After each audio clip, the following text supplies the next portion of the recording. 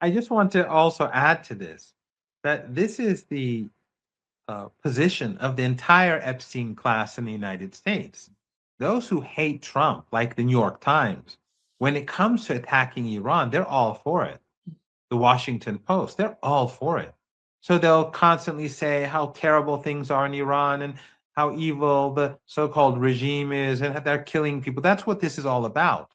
There's a consensus. They want to demonize Iran in for ordinary Americans to justify war. So they may hate Trump, but they love war. And uh, so, it's not as if this is an issue about Trump. This is the Epstein class. This is a regime that is controlled by this particular class. And I think the most important thing right now that we have to take into consideration is that while the United States is divided and the American people don't want war, they're not happy with this regime. They're not happy with the Epstein class, any part of it. They despise all of them, whether Democrat or Republican, they're all the same. Whether the New York Times or the Washington Post, whether Fox News or MSNBC, they're all the same. On the Iranian side, we've seen two massive shows or two massive gatherings of people in Iran across the country on January the 12th and on February the 11th. On January the 12th, after the riots on the 9th and the 10th, where 3,117 people died, hundreds of police officers, this was a conspiracy launched and carried out by the U.S. and Israeli intelligence agencies, probably along with the MI6 and perhaps the French.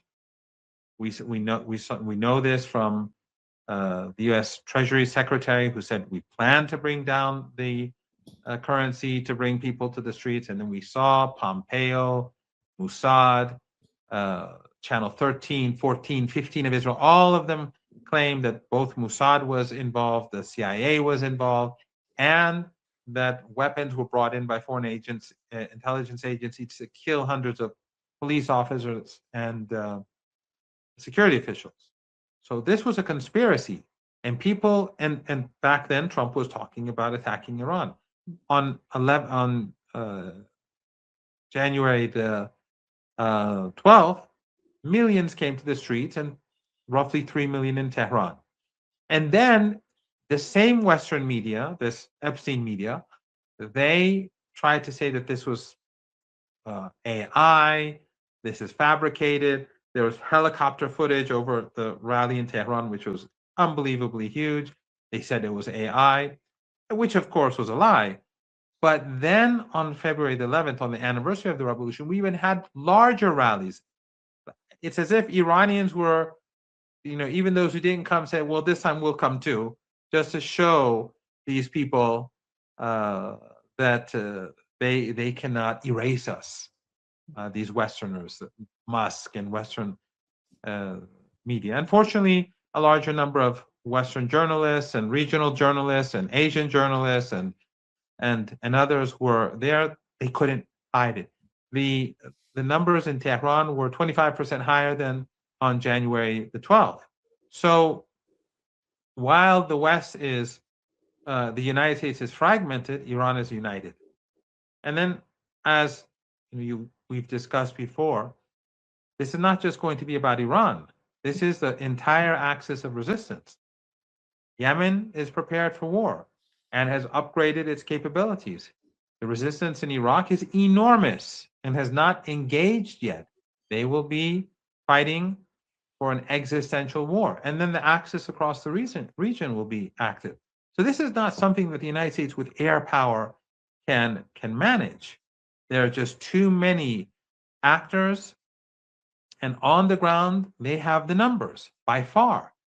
There's nothing that a country like Qatar with a passport holding population of 350,000 can do, or the Emirates, and the corrupted elites. The first people to flee will be the leaders of these tiny Arab family dictatorships. They will fly off to their mansions in Europe and the United States. So for Iran, this will be an existential war. For the axis of resistance, it'll be an existential war. The people in Iran are united, and we see what the situation is in the United States. It just, no matter how you look at it, this will not end well for the United States, and it will definitely not end well for Trump. Yeah. I don't know if I answered your question, though. Yeah. Yeah, the question was focused, Professor Marandi, the Iranian response to the United States. But you mentioned that, yeah, you responded to that. But let me bring what is the objective, because we had the Iranian, the head of the Just Iran. before you ask your next question, what I can say, Nemo, is that Iran has, since the 12-day war, it has been preparing. And while I can't go into details because I don't know many things and I don't pretend to know many things, but Iran, uh, nations close to Iran have been cooperating more than before with high tech capabilities and with uh, military hardware that Iran doesn't produce, or it doesn't produce at that level. For example, um, and this may not be, uh, I mean, there are many different things that are coming in, but one thing that has been more or less open knowledge now is the helicopters that have been imported from Russia, and those are apparently very effective for drones. So Iran has been building its capability to battle drones for the last 11, 12 months. The US Air Force, any war carried out by the United States will be very expensive and they will be very vulnerable. But a big part of that will be drones. And so the Iranians are working on their capabilities to deal with drones. And of course, during the 4 years of war in Ukraine, a lot of experience has been uh, gathered by the Russians. And so, a lot of those capabilities and other capabilities that the Russians have, the Chinese have, those have been added to Iran's own capabilities. Iran has purchased weapons and weapon systems and equipment that it needs. And of course, Iran is upgrading its own technology. Its missile capabilities are probably among the top three in the world. And it is working on its precision. It's working on payloads. It's working on their maneuverability. So it's just going to be more difficult for Iran's adversaries, and also um, Iran's capabilities to fire missiles from many more places than before. It will have a lot more room for maneuver than in the past. There are many ways in which Iran has increased its capabilities. So while the Americans are bringing in their own capabilities, the Iranians are upgrading their own. But at the end of the day, Nima, as I told you, this is a region which is very sensitive, and it's like a a a shop full of very sensitive hardware, and a fight in that shop can destroy everything there and create, huge damage. This damage will not be contained to the shop.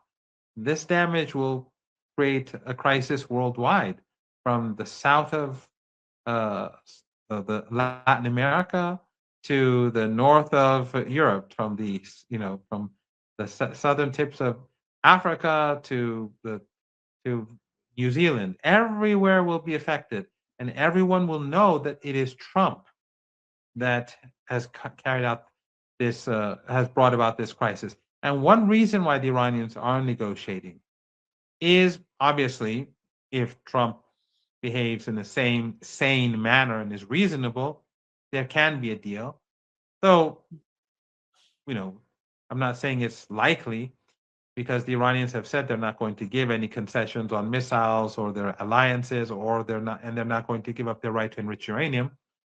But the second reason is that the Iranians want the international community to know that if and when this catastrophe happens, you know who to blame. You know which senators in the United States were calling for war. You know which journalists were calling for war. Look them up. Keep their names. You know which political leaders were calling for war. When you lose your jobs, when you lose your homes, when you are no longer able to, uh, you know, find the sort of uh, materials you need to sustain yourself, then you'll start thinking about who brought this upon you. So the Iranians are negotiating to make sure that everyone knows who's to blame for whatever happens. When it comes to the Iranian response, my understanding, Professor Marandi, correct me if I'm mistaken, that Iran would respond in a different manner, comparing to what it was during the 12-day war. The strategy on the part of Iranians somehow drastically changed. What are those changes, and how would Iran react if the United States start attacking? Are they gonna stay? Are they gonna think about a measured sort of response, or they're gonna attack each and every target in the region? Well, it's going to be an all-out war, and that's for sure. But what we were discussing together a few weeks ago, by carrying out this maneuver in the Strait of Hormuz, they're effectively saying the same thing that we've been saying for the last few weeks. That this is not going to be just about Iran and the United States. Iran is not going to just go and strike their military bases or bomb their assets or strike their ships. Iran is going to make sure that all those entities in the Persian Gulf that collaborated with the United States, they too pay a price. They are all complicit. They cannot pretend that they're not. And these regimes, as I've said on multiple occasions, they will not last. Bahrain will not last. None of them will last. They're unpopular. They are the minority in their own country. There are millions of foreign workers who are treated often as slaves and uh, indentured servants and with impunity. This will not end well for the United States. So it will be an all out war for Iran. Iran will strike very hard from the beginning. And all options are on the table for Iran. It's not just going to be about the military. Anything that is in the U.S. interest will be fair game.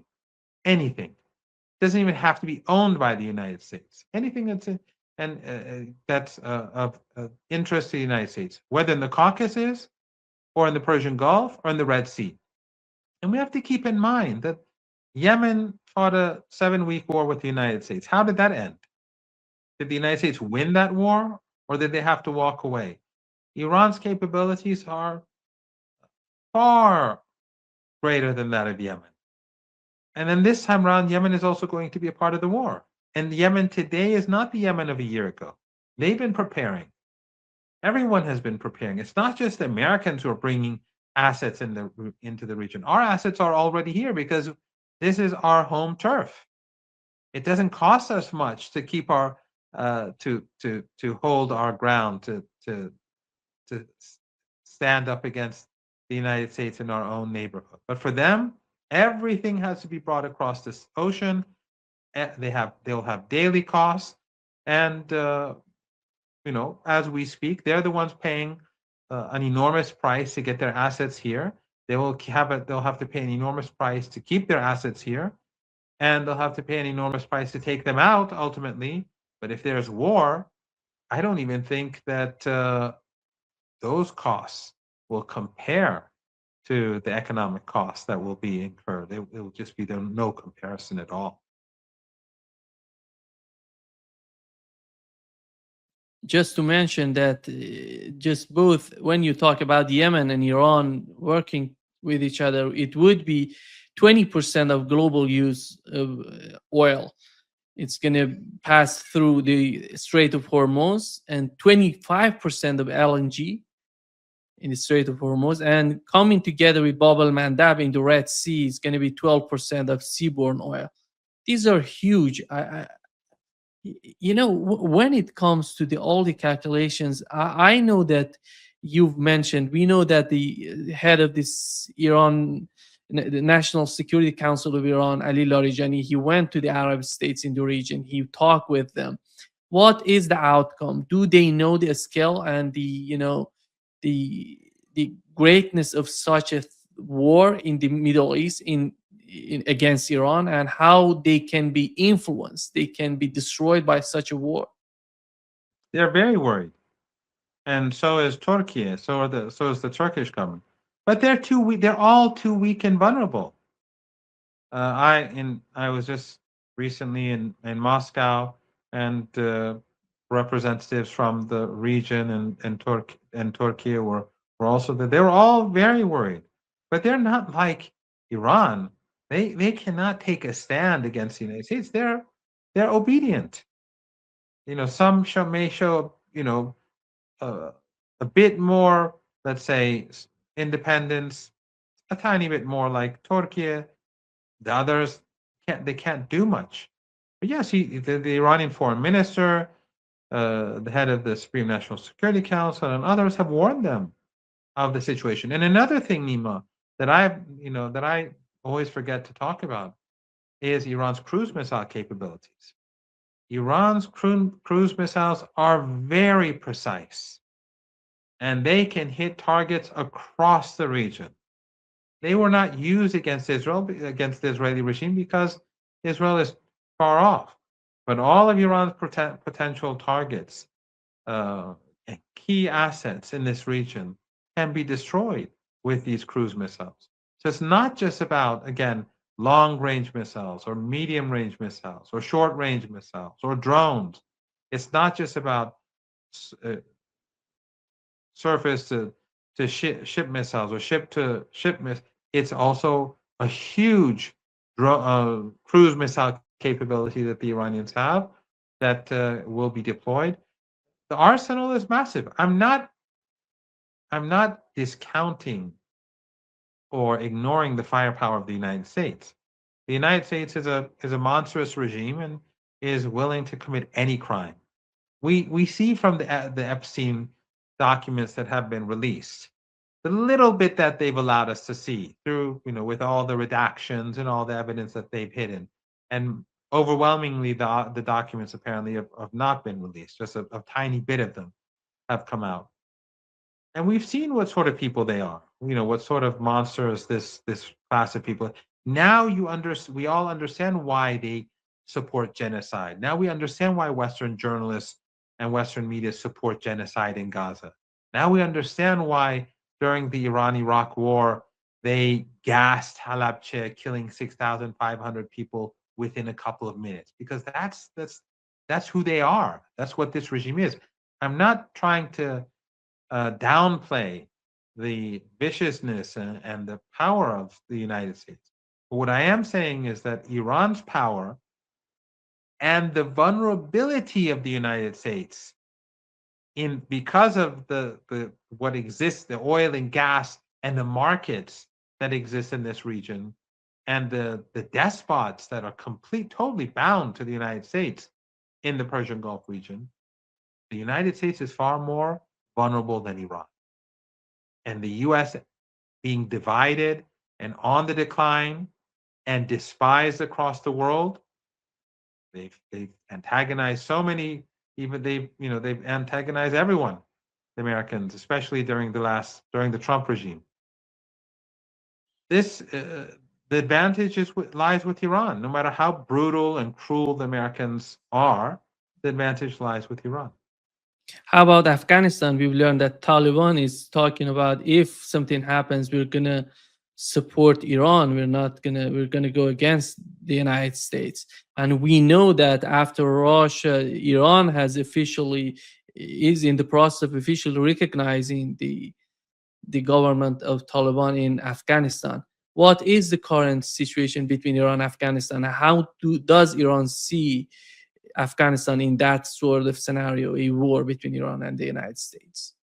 I always say there are two groups of people that have always shown an irrational hatred towards Iran.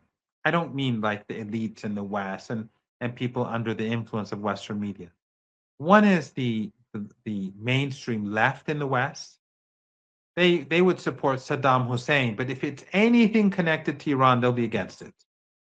So they supported regime change in Syria along with the Salafists. They were allied together in supporting the CIA operation, right? And the second is the Salaf.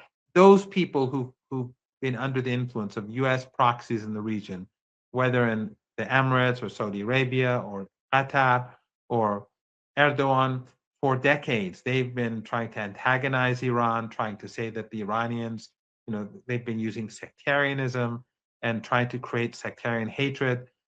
They've been doing this for decades. And of course, the Taliban, the first wave of the Taliban, which came to power decades ago in the 1990s, they were deeply sectarian. What is happening now is that people are waking up to reality. A lot of people are beginning to see through the Qatari media empire propaganda. It's not just Al Jazeera; they have huge media empire apparatus, and the others that are funded by oil and gas and NATO regimes affiliated with the West. People are seeing through it. They see who's sincere about Palestine. They see who's sincere about Yemen. They see who's sincere about Cuba and Venezuela and elsewhere. So the Taliban, despite the fact that we have major differences, their policy about not allowing girls to go to school, that's just for Iran. That's not acceptable, among other things. But they are seeing that Iran is the only force in the region that is sincere about Palestine. So they're tilting towards Iran, and so is public opinion elsewhere. Everyone is looking now to the axis of resistance as the hope, not just for the region, but beyond. And you see people in Latin America and Africa and elsewhere tilting towards Iran, despite this, huge campaign by the West, Western media, Arab media, media funded by these dictatorships, and sectarian media, and all of this, the work that they've been doing for 47 years, all of this is falling apart because people are seeing who stands with who. Everyone else is with NATO. I mean, you can't be on the fence. You stay on the fence here. You're either with Axis of Resistance or you're with Americans. There's no middle ground. And none of these countries have helped the Palestinians. They've tried for years, for decades, to make Palestinians hate Iran. I've seen it with my own eyes. Palestinians tell me that about what Qatari media does, what Turkey does, what in the past, especially the Saudis are less into this sort of thing now, but into Wahhabism and so on. But and how they've always tried to antagonize even Palestinians against Iran. But now people are seeing that none of these regimes will raise a finger for the Palestinian cause. The only thing they'll do is give a few scholarships to Palestinians for public diplomacy and to create a good image for themselves, but they won't do anything. And they won't do anything against Israel now, and they won't do anything against the United States because they're all in the Western camp. So the Taliban, or at least many in the Taliban, influential people in the Taliban, are seeing this reality. And it's not just in Afghanistan, it's elsewhere. And I think this is, if you look at how Russia and China have tilted towards Iran, how others have tilted towards Iran, this is a something that is more than just regional. It is global. As I said, you see the mood changing in parts of the world that traditionally Iran has very little influence, if any. The second round of negotiations after the 12-day war has concluded in Geneva. And again, we had Omanis mediating, indirect talks between the United States and Iran. And so far, from what we've heard, it seems that they're talking about the third round of negotiations. What is the main objective of Iran? Main objectives of Iran? We know that Netanyahu is doing everything to influence the negotiations between Iran and the United States, and he's putting something out about the Iranian missile program, ballistic missile program, and support Iranian support to the axis of resistance, that is not acceptable, and is not Iran is not. As far as I know, these are red lines for Iranian negotiators. Your take on that? Well, I think all of your viewers should go to the website of the leader, and when the full speech is translated into English and Arabic and other languages, they should read through it. I think some of the key points have been uh, put out on social media, and of course, his accounts are heavily shadow banned, so people have to go and check them themselves. But he was very clear that Iran is not going to give up its nuclear program, that Iran is not going to give up its military capabilities. And of course, Iran is not going to give up its regional alliances. And he actually spoke about Epstein and about the corruption of the political elites in the West, which I'm to my, in Iran, they're not really talking. The Persian language media in the West, BBC Persian, Iran International, all of these media outlets that spend huge amounts of money to talk about news, they are not touching the Epstein files. It's as if nothing has happened. BBC Persian pretends as if it doesn't exist. But he raised it, so hopefully it'll get higher profile inside Iran, because I don't think the Iranian media has been covering it as much as they really should. Another thing that he said in his speech is that he said that uh, Imam Hussein did not give allegiance would not give allegiance. Someone like Imam Hussein would not give allegiance to Yazid, and he's making reference to Karbala and the grandson of the Prophet, who stood for the oppressed and for and stood up against the despot of the time. And basically, he's saying that the United States is like the Yazid of our era. And as you know better than I, in Iranian culture and Shia culture and beliefs, the Karbala and the story of Imam Hussein and his sister is very central. In Iran, there's no day like the day of Ashura in Iran. Even those who are, they may drink and party.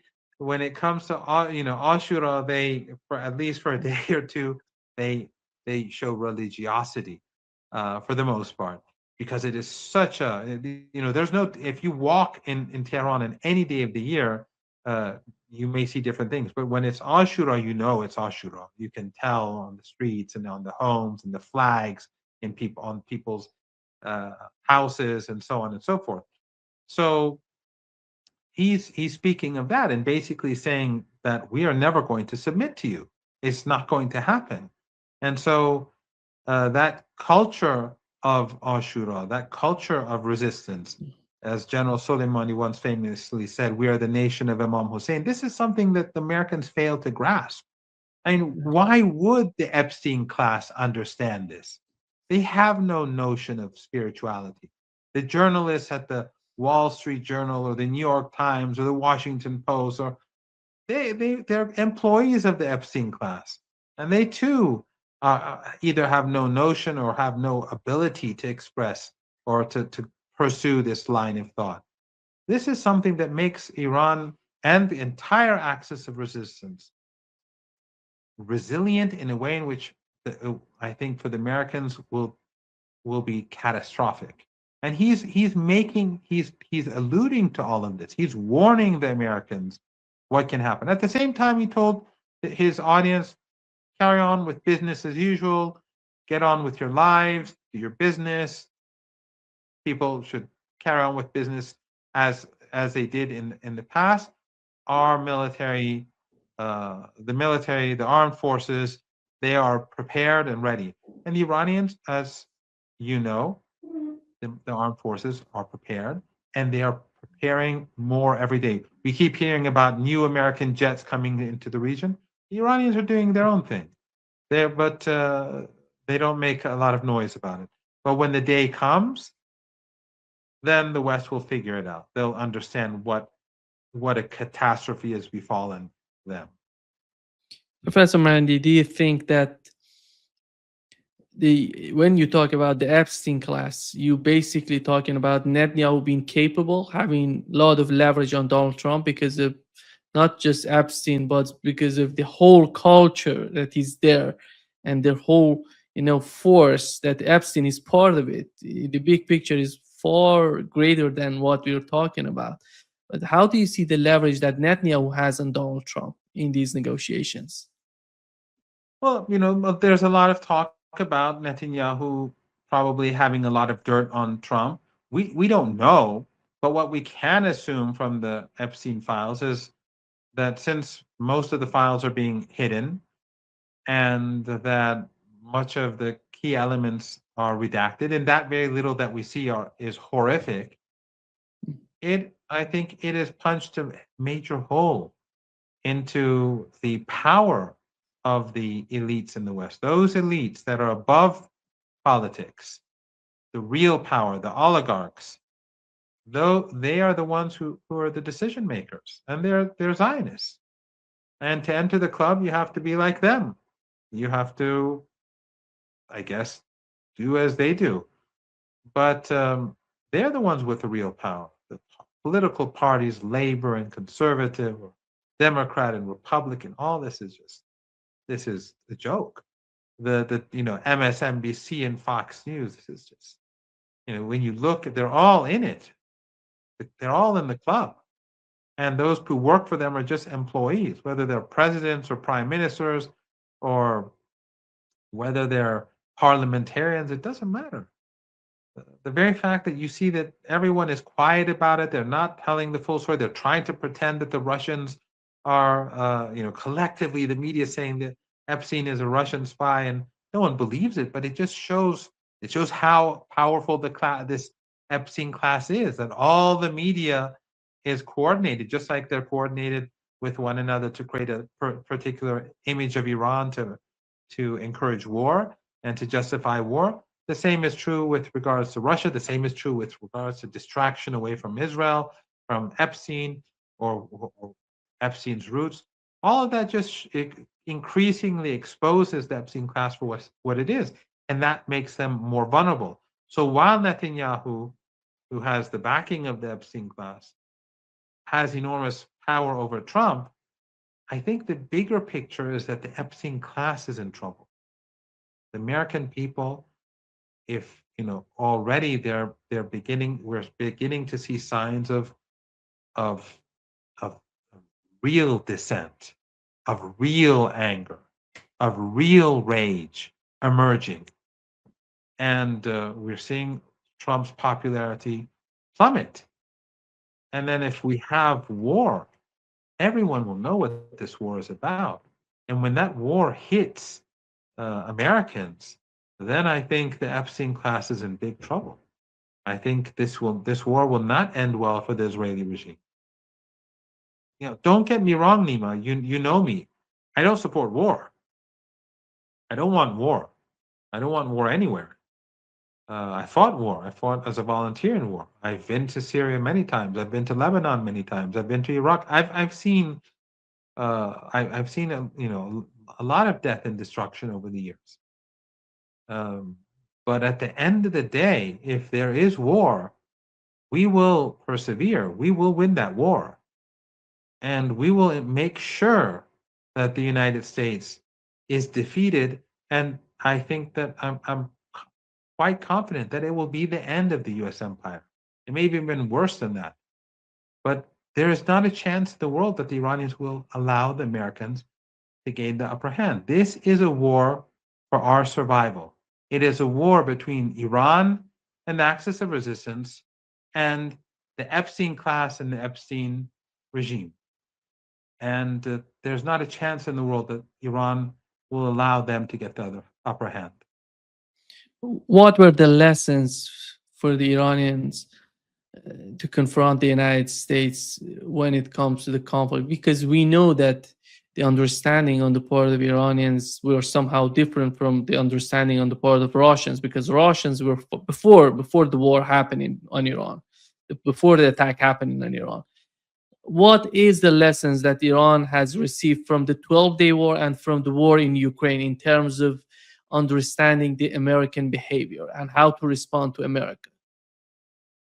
Well, first and foremost, Iran's, as you've mentioned yourself before, when we were on together with Larry, when I was pointing out that a senior Iranian commander said that Iran's uh, doctrine has shifted completely from defensive to offensive.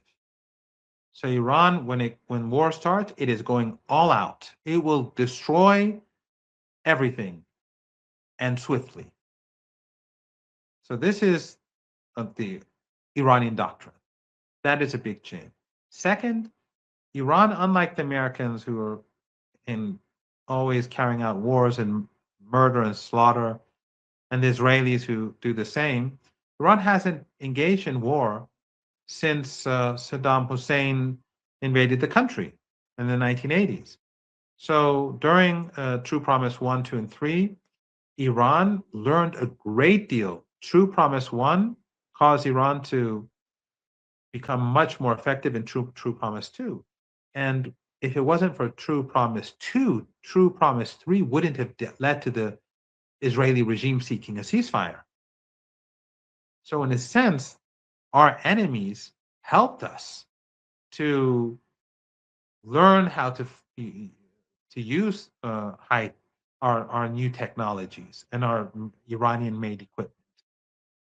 And during the 12-day war, Iran learned about all its weaknesses and its strengths, and it's been working on them since. And as you know, Iran's true power is not directed towards the Israeli regime. The Israeli regime is not a threat to Iran. It is a tiny regime completely dependent on the West for its mere existence. It needs tens of billions of dollars a year just to sustain itself and to carry out the genocide with Western support. It is the United States that is the real threat. The Iranians, ever since the United States took Afghanistan and Iraq, the Iranians have been preparing for war. Ever since the United States, Bush and Obama started saying all options are on the table, and Iran became the axis of evil, and that Bush State of the Union address, written by a Zionist, by the way, that speech, David Frum. These are the people who make the narratives, whether it's in the White House or in the New York Times or the Washington Post. It's Zionist. It is the Epstein class. But the Iranians have been preparing themselves with medium-range missiles, underground bases across the Persian Gulf region, the Indian Ocean, medium-range missiles, short-range missiles, drones, asymmetrical warfare, a navy that's designed for asymmetrical warfare. Iran has been preparing for war with the United States for at least 2.5 decades. So the firepower that Iran can direct towards the United States is infinitely greater. And again, when I mean the United States, I'm not talking about a few ships. I'm not talking about a few bases. Their real vulnerability is when the economy goes down. And some Americans, when they speak with me, they say, well, we're self-sufficient in energy. When the prices go through the roof, the consumer will pay. A few billionaires will make some money, but the US economy will collapse. Price of gasoline, the price of energy, imports, exports, the world will change. No one will, it will be a catastrophic situation. And then you'll see people on the move. If Americans and Europeans are worried about immigration and refugees, imagine what it will be like when tens of millions of people from Latin America and Africa and Asia are on the move to a place which is collapsing too. But still, they'll be on the move because they'll feel that they have to go somewhere. So where will they go? They'll go to Europe and the United States. So the warmongers will be creating a crisis, an unprecedented crisis that they will not be able to manage. So this shift away from defensive to offensive, a defensive doctrine to an offensive doctrine, and the awareness that has been created about Iran's capabilities, weaknesses, vulnerabilities, and the move to deal with them, and the fact that other countries are now more concerned and worried about the United States, so they've moved closer to Iran. You mentioned Afghanistan, but it's also China, Russia, Iraq, So it's it is going to be much more difficult for the United States. Again, war is horrible, and when the United States, if it engages in war, a lot of Iranians will definitely be killed because the United States is ruthless. The Americans and the Israelis are the same, and their journalists have no decency, no morality. When they slaughter people, the New York Times and the Washington Post and CNN will say these are surgical strikes, and they'll pretend as if, just like during the 12-day war, when the Israelis were slaughtering families and bringing down apartment blocks, they were saying how these are fantastic airstrikes and how they gathered intelligence, as if like the homes of people are secret. But they didn't care about the kids because these are the Epstein class. This is the Epstein class media. They're owned by the Epsteins of the world. So, I'm sure that many will be killed, and I'm sure if there's war, and I'm sure that the Western media will pretend that these are all surgical strikes, whereas they'll mostly be just they'll all be innocent people because it's a war of aggression. But the vulnerability of the United States in our region is uh, is is as such that the damage that will be done to the United States simply cannot be calculated, and to the entire West. I think many of our audience would be amazed. I know that most of them don't know Persian, or they don't follow the Iranian media inside Iran. They would be amazed, and in the Iranian media, they're not that much talking about Israel and how powerful Israel is, and nobody's caring about Israel in terms of military and nothing. But everything you hear from the Israeli media is all about Iran and the capabilities. No, you're absolutely correct. Ordinary Iranians do not consider the Israeli regime to be a threat. They consider it to be uh, an enemy, but not a threat that can undermine Iran. It's just not doable. And people don't believe that the United States can win a war against Iran either. And we'll see. But again, as I said, the Iranians have carefully prepared themselves. The maneuvers in the Strait of Hormuz are a message to everyone that don't count on any more oil coming from this region. And that will mean the price goes up fourfold, threefold, fivefold, I don't know, and LNG. And again, it's not just that. As I said, this will disrupt trade, and a lot of the ships will be destroyed. And imports and exports. This region is it's a consumer consumer economies in these Arab dictatorships. They consume way more than most countries. They waste tons of money every day. So it will be overwhelming, and these regimes will fall most probably. I mean, if there's war, uh, I don't see how they will last. It is the thing is, Nemo, the in the West they simply do not comprehend Iran. I would advise all senators in the United States and all Congress people and people in the White House to read, when about Ashura and Imam Hussein and Iranian, the worldview of the axis of resistance to get a grasp of what they're up against. Maybe if they did that, there would be more sanity. But again, the Epstein class rules over them, so we'll have to see. But as I said, everything is crumbling in the West. You see it crumbling in front of your eyes. The whole world is talking about it. People in the West are waking up to it. They, I've been reading online how people's views of the United States in the United States have changed. They are just as much ordinary Americans. Many of them feel as if they are victims just like everyone else, and they are, and they are, and they're waking up to that reality. So if Trump pushes, he's just going to widen those cracks very swiftly. The importance of these negotiations today and compared to what it was before is the presence of Europeans. What I've learned from the Iranian foreign minister, days ago, he said that the trades between Iran and Europe is less than what Iran has with Afghanistan. What is that? What do they want? I don't understand these Europeans. What is the understanding? What is the perception on the part of Iranians considering European countries? Well, I've heard that the foreign minister is even tougher than Dr. Bulgari was when he was in charge of the negotiation. And the Europeans, they have no status. They've burnt all their bridges with Iran, with Russia, with China. The Americans don't respect them.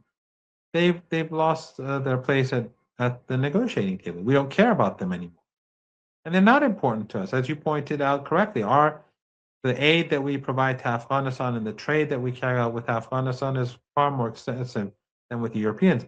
And a couple of weeks ago, I'm sure you remember, the Iranian foreign minister slapped down the German chancellor when he did an anti-Iranian tweet. He tweeted back at him and hit him very hard, and basically brushed him off. Europeans and Europe is going to become less important. Every day that goes by, every single day, the Europeans are growing weaker. And this will continue in the years ahead, unless there is some sort of upheaval in Europe or there's some sort of revolution or some sort of drastic change. With the current leaders in Europe, they're destined to greater misery. And if there's war between Iran and the United States, the Europeans will suffer immensely. They are already in crisis. They're already in moving towards deindustrialization because of the energy costs that they impose upon themselves. This is, and if they're worried about their little garden, wait till the refugees from across the world start pouring in when war starts. So they're in a very bad place, and the Iranians have no interest in speaking with them. Yeah.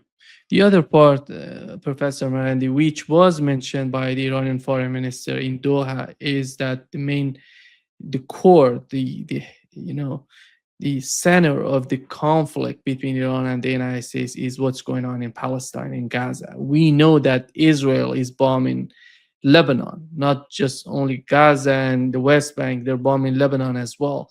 And the situation in Lebanon is not improving in any sense in terms of the way that Israel is attacking Lebanon. What is happening with the case of Hezbollah, and what is the policy of Hezbollah toward this sort of escalation on the part of Israelis? Yes, the real issue between Iran and the United States and the Epstein regime is Palestine. It's always been about Palestine. It's never been about the nuclear program. It's never been about, I don't know, terrorism or human rights. I mean, come on, the Epstein class and human rights, uh, it's a joke. But it's never been about any of these things. It's always been about Iran's support for liberation movements, Iran's independence, and the most important liberation movement of them all, Palestine, Palestinian people. And it's only Iran that cares about Palestine. It's only the axis of resistance. No one else cares. People care. People on the streets across the world care, from Australia to Istanbul to Caracas to St. Louis in the United States. People care. People are waking up. People have woken up, but the governments don't care. I mean, we just saw that when the Americans were trying to dictate terms to Iran a couple of weeks ago, Al Jazeera put out a piece of news, Al Jazeera, saying that Turkey and Qatar and Egypt have put a proposal where Iran cuts off its assistance to its regional allies, meaning Hamas, meaning Islamic Jihad, and Iran, eh, you know, limits its missile capabilities and its nuclear program. I mean, how pathetic can these three governments be if we take the Al Jazeera report seriously? They pretend to support the Palestinian people, Al Jazeera. They don't. I mean, the staff does, but the policy of the state doesn't. The state is with the United States. It's a proxy. But, or most of the staff, the ordinary staff, the people higher up, they don't care. But the uh, but they are putting forward a proposal for Iran to stop supporting the Palestinians, the resistance. Really?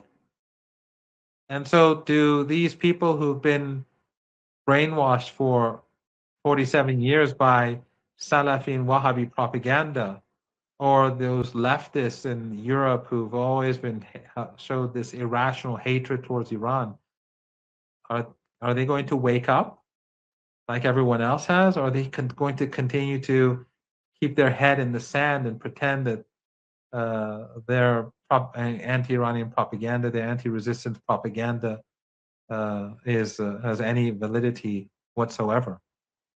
So uh, there's no, the Iranians at the negotiating table are going to be tough. The Iranians are not going to give the Americans any sort of concessions uh, that that violate Iran's sovereignty. The foreign minister is not going to is not going to give any unnecessary concessions. Any deal with the United States, any potential deal, is going to be about the nuclear program and giving assurances. If they, I don't think they really believe that they need assurances, but giving assurances that because this is not really about the nuclear program at the end of the day, but giving assurances that Iran's nuclear program is peaceful. Trump may, there is a possibility for a deal because Trump may want to, he may need an off ramp. So, and it's Trump. He will say, just like with Yemen, he say we won and they capitulated, and he walk away, and his MAGA supporters, they're a cult. I mean, they can shoot a woman, a woman in the face, and a white woman in the face, a young white woman in the face. Nothing happens. They can shoot a medic in the back, a medic who was working with veterans. They can, endless anything that Trump does. That base will, Epstein doesn't matter to them. But Trump knows that if I assume that if there's war, things could unravel.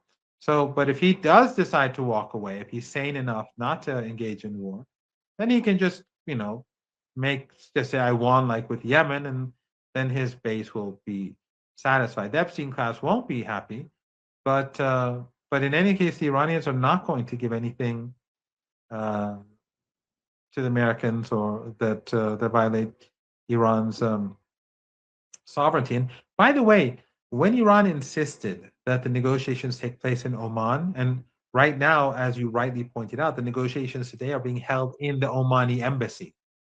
The reason why they go back and forth is because the distance for the Americans is far greater than the Iranians. Oman is very close to Iran, so they allowed it to, but still, it's going to be Oman who mediates. But the point is that the Americans, they put preconditions on first. They said, you have to, all these things have to be on the table. Iran said no. And the Americans were forced to accept Iran's terms. And Iran said in Oman, indirect talks, just like when? Just like before the 12-day war. What symbolism is there in this? First of all, the Iranians are showing that they have strength. The Americans were forced to accept Iran's conditions. But second of all, the Iranians are telling the international community, look, remember last time we were here and we were negotiating between the fifth round and the sixth rounds, they conspired to attack us. We don't trust them. And it was, you recall, during the first round, things went well. And Witkoff went on Fox News and said, yes, we'll, enrichment is okay for like 3.6 whatever percent for nuclear for civilian purposes, and then he moved the goalpost, and then again he kept moving the goalpost until they they actually carried out war against Iran. So by doing this, Iran is reminding the world where we were last time round, and that we simply don't trust the United States.